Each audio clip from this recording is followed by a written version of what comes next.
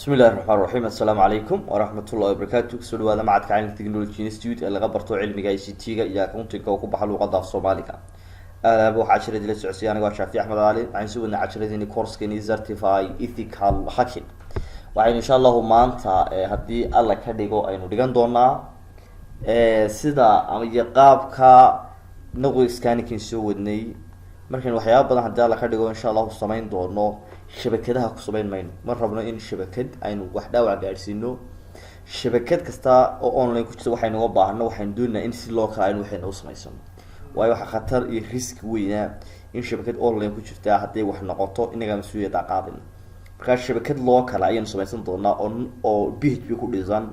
oo runtii online ku jirta oo la isticmaalo marka waxaan isticmayn doonaa shabakadan waxaan isticmaal doonaa application kan oo la soo shirkadin doona hal yaqaan Pipros 1.6 version kiisu yahay kaasan idin soo sheegalin doona insha Allah ka marka extract ku sameysad extract right click tiraahdo ta extracting file halkan extract ku samee waa kan extract bartan ku sameeyay waa ka hadaba shabakadan qaabkiisa loogu duubayn maanta isleegi doona insha Allah waxaan shabakan ku duubi doonaa VMware workstation ku duubi doonaa kii hore aynu soo duubnay machine-kii Kali Linux ayaan insha Allah ku duubi doonaa waa kan halkan uu soo kacsan yahay runtii shabakadan waxay wadataa server bay wadataa ama web server bay wadataa loo yaqaan Ubuntu runtii waa web server ka ugu caansan ee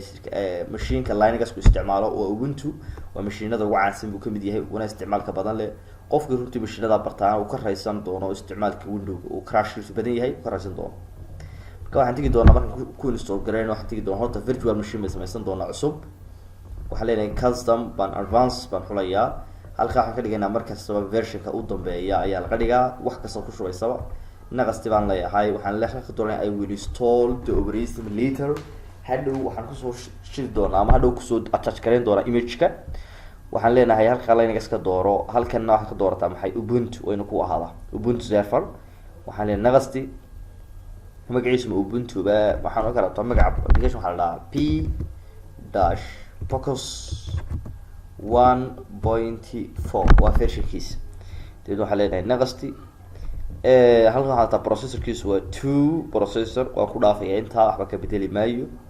waan ka soconayaa network-na net baan ku dhaafaya hadaan net ku dhaafin internet-ka ma gaarayo shabakadana si online aynu isticmaal doonaa naqasti baan leeyahay halkan waxaan ku dhaafi doonaa network recommended-ka kaas baan ku dhaafi doonaa hadba hard drive ma sameeyay waxaan leenahay choose an existing hard drive dad waxa leenahay waxaan soo dooranay browse baan leeyahay halkaad u fiirsada halkaan ku jira desktop-kan jooga waxaan halka ku xulan doonaa Pbox waa kii extract-kan ku sameeyay ka u sareeyaan xulaya kuwan ha taaban khatar weyn bay leedahay taabato Pbox ku dhufanaynaa Pbox ma ku dhufano waxa leenahay nagasti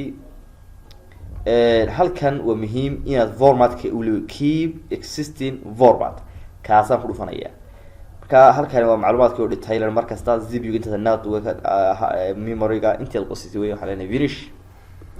finish markaan sound raahno halkan waxay noo soo galay Pbox 1.4 oo version-kiisu ahaa waxaan leenahay dabeedna waxaan leenahay power on virtual machine waa shidi doonaa marka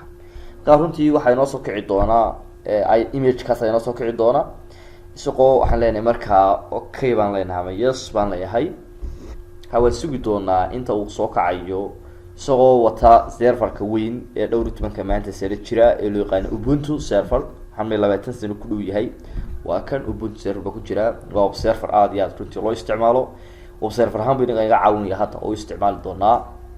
hadda kambaniyadeenna imika yaryar kambaniyada doonaan ku arkay kambaniyada wadankeena iyagoo isticmaal Linux gaar ahaan waxay isticmaalaan version loo yaqaan CentOS OS ayaan ku arkay qaar kamid ah oo isticmaala oo website-koodu ugu hosting gareeyna marka waxay isticmaalaan as server bay isticmaalaan marka Linux waxa ugu badan ee maanta loo isticmaalaa waa in lagu shubo web server ahaan in loo isticmaalo marka runtii Ubuntu xogaa waqti uu qaadanayaa installation-kiisu xogaa waqtiya ayuu qaadanayaa ka uu sugi doonaa ilaa inta muuqaalkii inoo diyaarinayo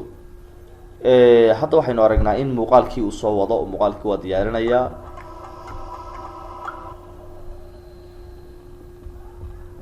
waa kan dabaaldegeeda kiisa la dabaaldeeyay Ubuntu server buu ahaa waan sugi doonaa in yar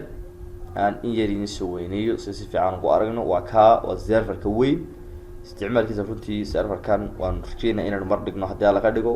waayo waa server aad iyo aad loo isticmaalo. halka iminka maanta server kamilin isticmaalaan server windows server iyo waxay isticmaalaan inta badan kamil waxay isticmaalaan ubuntu server, aad baa loo isticmaalaa ubuntu server. marka markooda waxaan eegi doonaa halkan waxaan furi doonaa terminalkiisa. terminalkiisa waxaan gelin doonaa if config baan leh. if config xataa wuu inoo shaqeynaya nadweyg waan shaqeynayaa nadweygii waan koobiyeysanaya waxaan koobiyeysanaya machinekan internetkiisa waa inuu shaqeynayaa. waxaan la tegi doonaa browserkan markaan saa usoo kicino halkan hoosena waad ka maamuli kartaa. markaan saa usoo kicino waxaad aragtaa halkan waxaad ka aragtaaba in shabakadii galay, ama waxaan ku qori karnaa shabakada magaceeda. waxaan leenahay http control v baan leeyahay, ab gaan soo koobiyey waa ib adresska machiinka. waxaan qori doonaa dash ama calaamadan waxaan qori doonaa minuska markaan qoro waxaan leenahay b iyo web oo xarfi waaweyn web.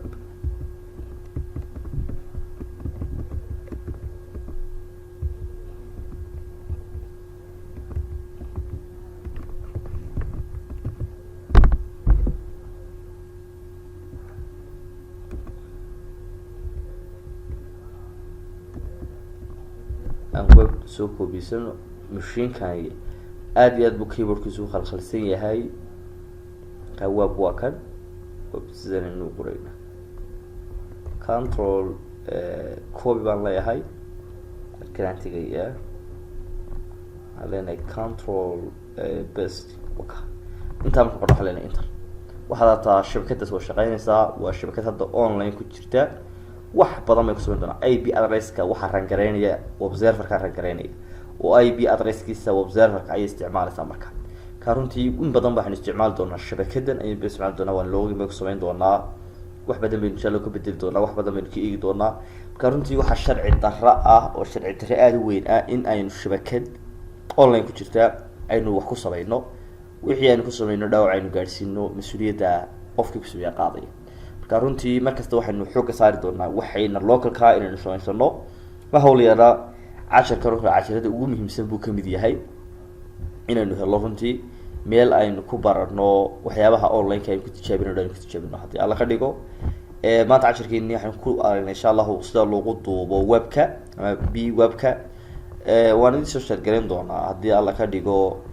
softwareka loo yaqaana bbox waan idin soo sheergarayn doonaa haddii alla ka dhigo. drive aan idinku soo sheergarayn doonaa, linkigiisa mar dhow idin soo diri doonaa haddii alla ka dhigo. halkaas inagu joogaysaa maanta haddii alla ka dhigo. wasalaamantii wasalaamu calaykum waraxmatullahi wabarakatu.